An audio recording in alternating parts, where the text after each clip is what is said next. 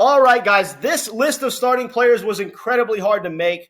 I have just been mind blown at how unpredictable the NFL has been this year. So coming up with these must-start players week in and week out has been tough. But what I did is I went and I gathered information on all these guys, did a lot of research, and came up with a list of 6 guys that I think are must-start players. Now, these are not going to be your obvious must-starts. You know, guys like Devontae Adams don't count on these kind of lists, right? These are players that might be on your bench, but they need to be in your starting lineup. So I'm going to start right here with the first player on my list, DeAndre Swift. This is a guy who has to be in your starting lineup, not only this week, but every week going forward. Look, he's the main back in the offense now. I said this going into the season. If this dude gets to handle the majority of the carries in the Philadelphia offense, and he has enough carries to qualify, he will lead the league in yards per carry efficiency and possibly even rushing yards. This dude is getting crazy volume, running behind the best offensive line in the NFL. This offensive line made Miles Sanders look good. If you can make Miles Sanders look like an elite running back, imagine what DeAndre Swift can do, and we're already seeing it. This dude is hyper efficient behind this offensive line. The touchdown upside is there, being in a great offense. This dude has to be started every week. Washington has a pretty decent run defense, but that does not scare me away. I still think that DeAndre Swift will average over 5 yards per carry in this game, and I bet you anything he finds the end zone. This is going to be an explosion week for DeAndre Swift, as are most weeks going forward for the rest of the season. The fact that this dude isn't a consensus top 10 play every single week at the running back position is a freaking joke. You have to start this guy. Next player on my list is going to be Gabe Davis.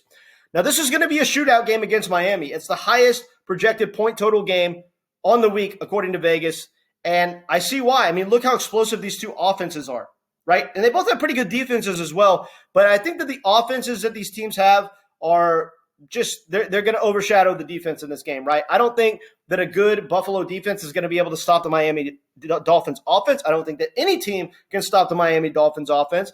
And I don't think the Miami Dolphins defense has any chance of stopping Buffalo. So Gabe Davis is going to be big time in this game. If the Bills are playing from behind, Gabe Davis has a ceiling of seeing 10 targets this week, and we know that he can dominate only having 5 or 6. So this is a huge week for Gabe Davis. Obviously, not a guy that you want in your starting lineup every week, but for shootout-style games, he's a smash play with a massive ceiling. Next player, Marvin Mims. Up against the weak Chicago defense, I think this will be a high-scoring game by default just because both teams have sucky defenses, right? So I think that we're going to see the first explosion week for both these offenses where, this game could be one of the higher-scoring games on the slate. And so I want a piece of the players in this game just because, obviously the teams suck, but from an offensive standpoint, they have the pieces to exploit bad defenses. Denver definitely has the pieces to exploit a bad Chicago defense. And I think that Marvin Mims is going to be a great option for this game. He has a very good connection so far with Russell Wilson. He's got that incredible downfield speed and big playability. I love Marvin Mims to have a huge week. Don't force him into your lineup over a complete stud. But if you're looking for a flex, this guy's one of the best options on the week.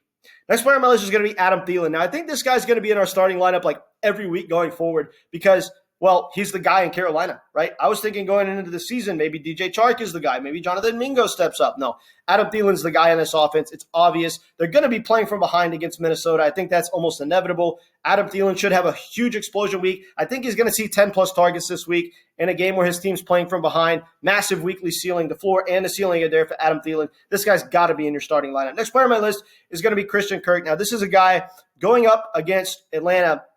I think the Jags have their first good game since week 1. I definitely expect this offense to bounce back.